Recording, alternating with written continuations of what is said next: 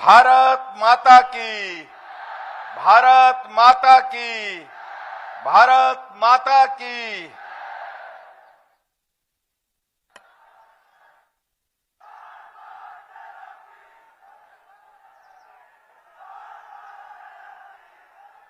आज इस ऐतिहासिक चंबा के चौगान में भारत के यशस्वी प्रधानमंत्री और दुनिया के लोकप्रिय प्रधानमंत्री के नाते जिनको हम देखते हैं, दुनिया के सबसे लोकप्रिय नेता के रूप में आदरणीय नरेंद्र भाई मोदी जी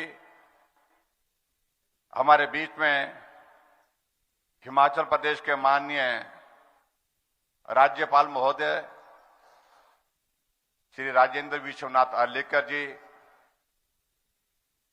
मंच पर उपस्थित सभी हमारे भाई अनुराग ठाकुर जी केंद्रीय मंत्री, सभी मंत्रीगण, विधायकगण और उपस्थित सभी भाइयों बहनों, नौजवान साथियों और पत्रकार मित्रों,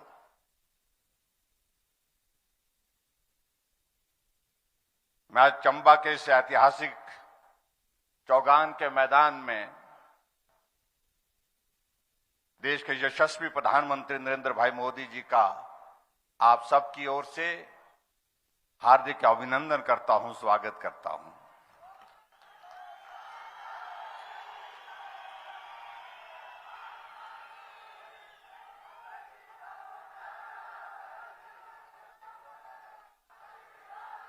हम सब के लिए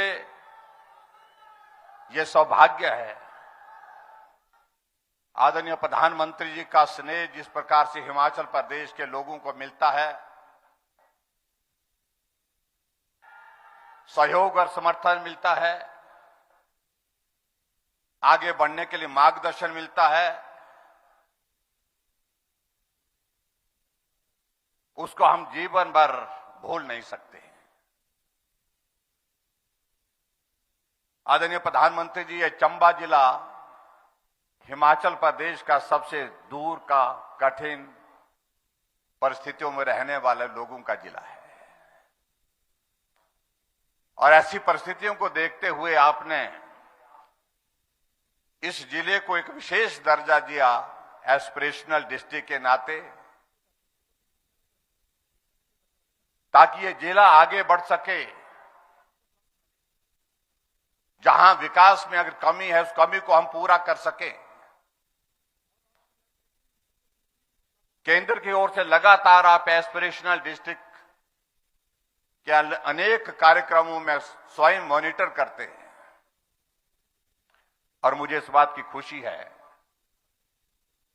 कि आपकी इन भावनाओं का सम्मान करते हुए कि ये चंबा जिला आगे बढ़े। आज हर क्षेत्र में चंबा जिला बहुत तेज गति से आगे बढ़ भी रहा है। यहां की भौगोलिक परिस्थितियां बहुत कठिन,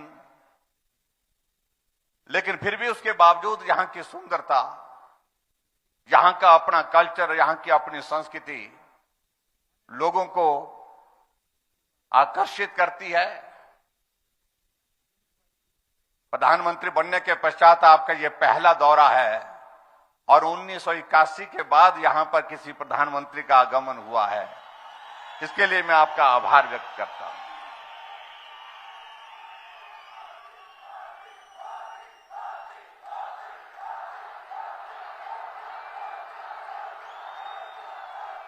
और हमारे लिए प्रसन्नता का विषय है कि आप हिमाचल प्रदेश की संस्कृति को कितना दिल के करीब रखते हैं। मुझे याद है केरल की एक छोटी सी बच्ची स्कूल में पढ़ने वाली देविका, उसका नाम, एक भारत श्रेष्ठ भारत के अंतर्गत उसने चंबा के ऐतिहासिक बहुत पुराना गीत जो है माए नी मेरिए शिमले नहीं बसना, चंबे जाना जरूर। केरल की एक बेटी ने गाया था और आप तक वो गीत पहुंचा, आपने सुना और उसके बाद आपने ट्वीट किया। आपके कार्यालय से मुझे संदेश आया, इस बच्ची ने बहुत बेहतरीन तरीके से हिमाचल का गीत और चंबा का गीत गाया है। और आप भी ट्वीट भी करिए, इस बेटी को शुभकामनाएं भेजिए, बधाई भेजिए। मैंने व्यक्तिगत रूप से पत्र लिख करके उस बेटी को पत्र भी लिखा और उसको शुभकामनाएं भी दी। आप इस प्रकार से हिमाचल के साथ जुड़ करके काम करते हैं, हिमाचल की भावनाओं को, छोटी छोटी बातों को आप इतना ध्यान रखते हैं, हम कभी इन बातों को भूल नहीं सकते हैं। हिमाचल में आपने इन पहाड़ों को सिर्फ देखा नहीं है, देश के बाकी प्रधानमंत्रियों ने इन पहाड़ों को देखा। पहाड़ों की तारीफ करना एक विषय है, लेकिन आपने हिमाचल प्रदेश के पहाड़ों को चढ़ा है, उतरा है। हिमाचल प्रदेश में एक नहीं, अनेक ऐसे स्थान हैं जहां आप पैदल कई किलोमीटर चल करके लोगों से मिलने के लिए पहुंचे हैं, मंदिरों में पहुंचे हैं। इसलिए सहज रूप से आपको किसी बात को हम समझा नहीं सकते, क्योंकि आपको सब कुछ मालूम है। यहां का जीवन किस प्रकार की परिस्थितियों का रहता है, यहां की जीवन की कठिनाइयां क्या है, यहां के लोगों की विशेषताएं क्या हैं, यहां की संस्कृति क्या है, तमाम सारी बातों से आप अच्छी तरह से वाकिफ हैं। और इसलिए हिमाचल जब आते हैं, हमें नहीं लगता कि देश के प्रधानमंत्री आए हैं, हमें लगता है कि हमारे परिवार के मुखिया अपने हिमाचल के यहां पर हमारे बीच में आए हैं। यही एक भाव हमको आगे बढ़ने के लिए प्रेरणा देता है और यही एक भाव हमको आगे बढ़ने की ताकत देता है। और मुझे इस बात की प्रसन्नता है कि हिमाचल में आपका इन 5 वर्ष के कार्यकाल में जो हमारी सरकार का पूरा होने जा रहा है, 9 बार आपका हिमाचल प्रदेश में आना हुआ। इस तरह से कोई प्रधानमंत्री हिमाचल के लोगों को इस तरह प्यार देने के लिए कभी नहीं आए।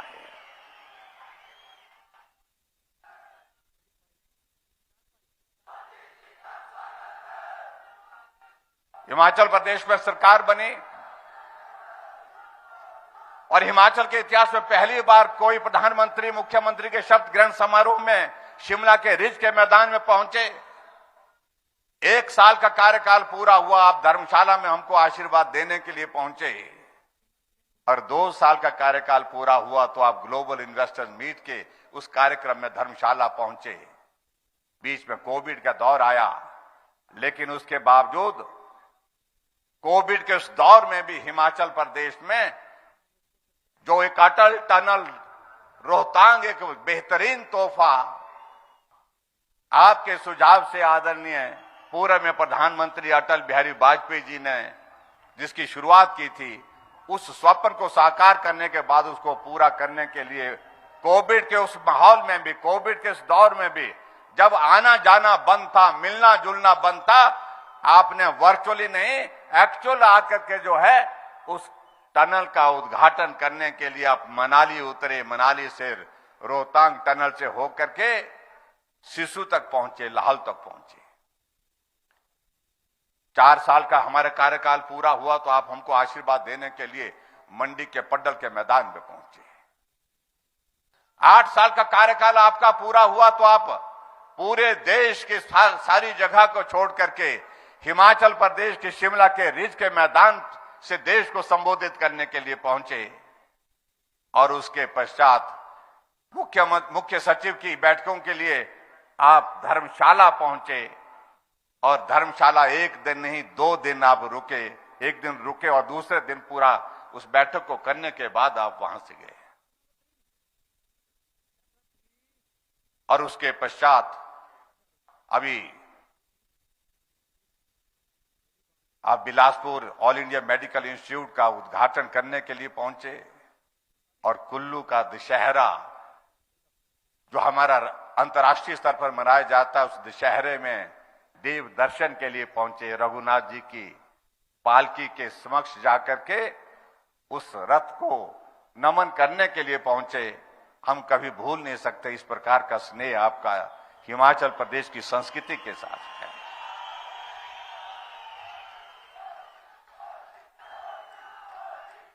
मंडी में हमारा युवा मोर्चा का कार्यक्रम था, उसमें आपका पहुंचना नहीं हो पाया मौसम खराब होने की वजह से, लेकिन मुझे इस बात की खुशी है कि आपने वर्चुअल माध्यम से उस कार्यक्रम को संबोधित किया और बारिश होने के बावजूद भी हमारे 1 लाख से ज्यादा नौजवान उस कार्यक्रम को देखने, उस कार्यक्रम में भाग लेने के लिए वहां पर पहुंचे थे।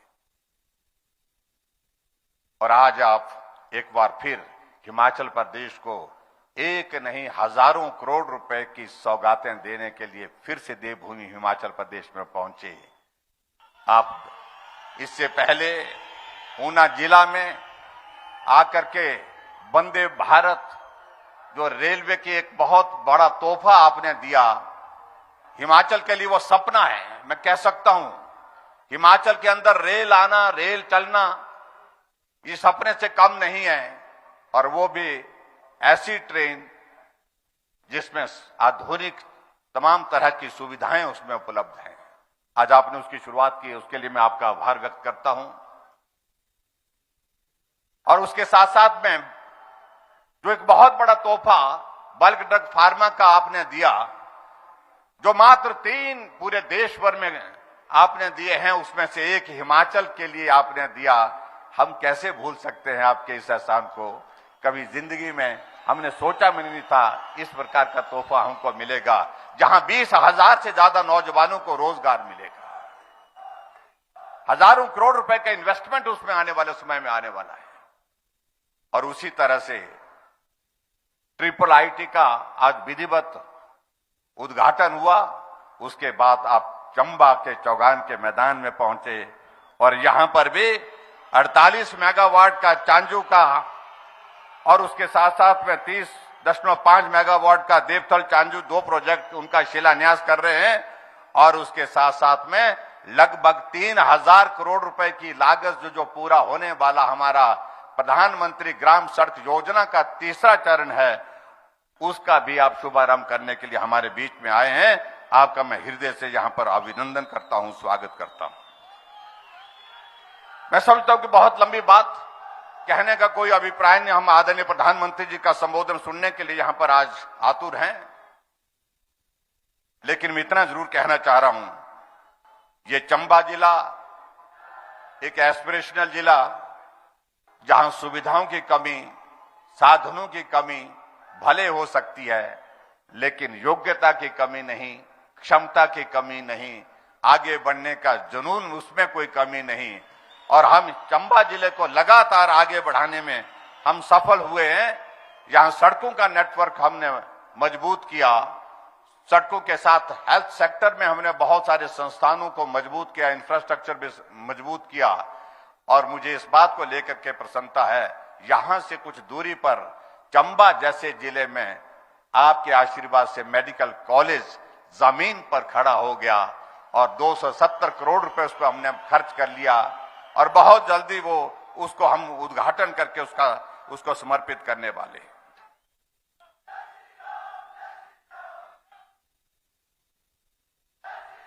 आदरणीय प्रधानमंत्री जी, प्रधानमंत्री ग्राम सड़क योजना के अंतर्गत हम हिमाचल प्रदेश के लोगों का पीठ का बोझ उतरा है। पूर्व में प्रधानमंत्री अटल बिहारी वाजपेयी जी ने इस योजना को शुरू किया था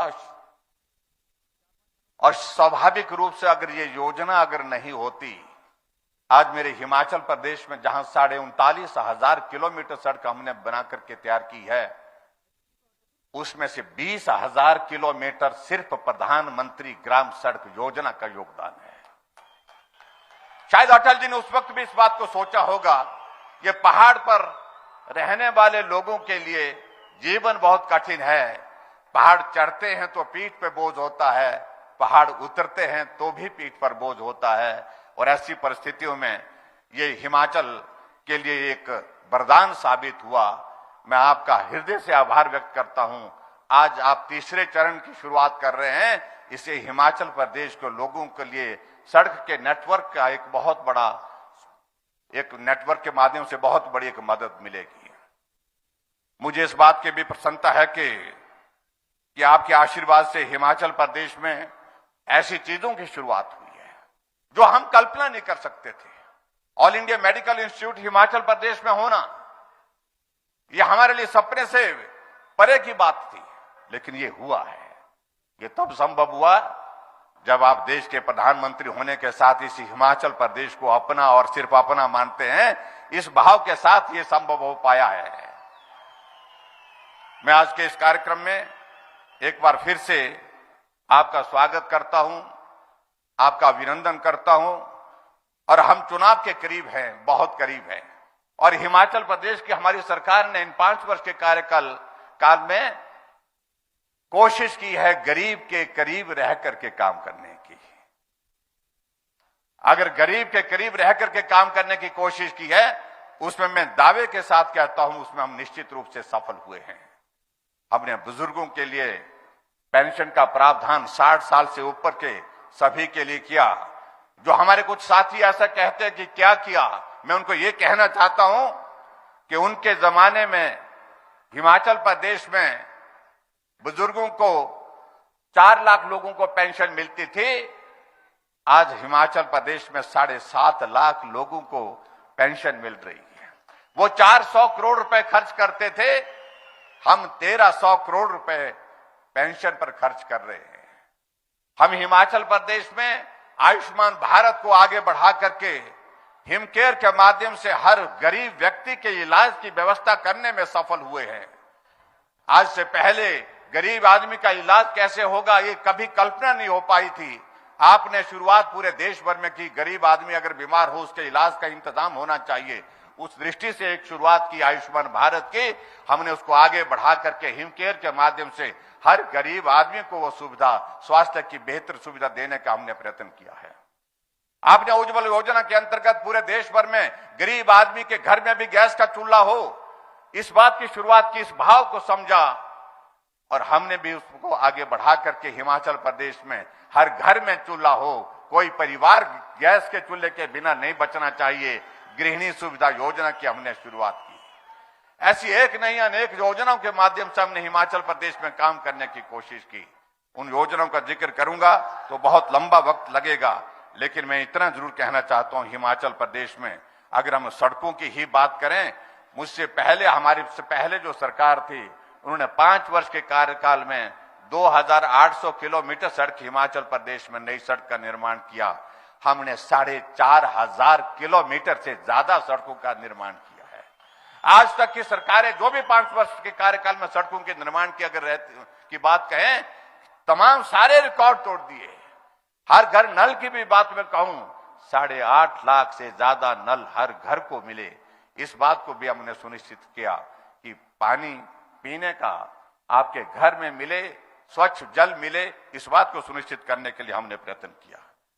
और जहां तक बात रहती है आने वाले समय में अब चुनाव की, मैं आप सबके बीच में इतना कहना चाह रहा हूं कि हम चुनाव के करीब हैं। आप सभी भाई बहनों का सहयोग मिला, सरकार बनाने में भी, सरकार चलाने में भी बहुत बड़ा सहयोग मिला। और ये बात मैं जरूर कहना चाहता हूं, कुछ लोग आजकल भारत जोड़ो यात्रा पर निकले हैं, लेकिन बहुत लोग उनके ही दल के कांग्रेस छोड़ो यात्रा पर निकले हैं। और मैं उन सारी बातों का जिक्र नहीं करना चाहता हूं, क्योंकि वो पार्टी रही नहीं। आज देश में उसकी स्थिति जो है वो आपके सामने, मैं उसमें ज्यादा कुछ कहना नहीं चाह रहा हूं। ना नेतृत्व रहा, ना उसमें कोई नीति रही, ना काम करने की मंशा रही। और हमें इस बात की खुशी है कि हिमाचल प्रदेश में इन्हें 4 वर्किंग प्रेसिडेंट बनाए थे। 4 वर्किंग प्रेसिडेंट में से 2 वर्किंग प्रेसिडेंट हमारे पार्टी में आ गए। और यहां हर्ष महाजन जी हमारे बीच में बैठे हैं। आप हमारी पार्टी में आए हैं, आपका भी मैं स्वागत करता हूं अपने दल में। आप इसी क्षेत्र से कई बार विधायक रहे हैं, मंत्री रहे हैं। आपका भी हमारे दल में स्वागत है, अभिनंदन है। और आने वाले समय में मैं ये जरूर कहना चाहूंगा कि हिमाचल प्रदेश में आदरणीय मोदी जी के नेतृत्व में हम रिवाज बदलने की बात कह रहे हैं, तो निश्चित रूप से आप सबके आशीर्वाद से इस काम को पूरा करेंगे। जब चुनाव होगा तो भाजपा की सरकार फिर से हिमाचल प्रदेश बनाने के लिए आप सबका आशीर्वाद चाहिए। इतनी बात कहते हुए आदरणीय नरेंद्र मोदी जी का फिर से मैं आज के इस कार्यक्रम में चंबा पहुंचने पर हार्दिक अभिनंदन करता हूं और विश्वास दिलाता हूं ये हिमाचल आपका है, ये हिमाचल आपके साथ चलेगा। मजबूती के साथ आपको जहां हिमाचल की जरूरत होगी, हिमाचल आपके साथ चट्टान की तरह खड़ा होगा। इतनी बात कहते हुए आपका बहुत बहुत धन्यवाद। नमस्कार, जय हिंद, जय हिमाचल।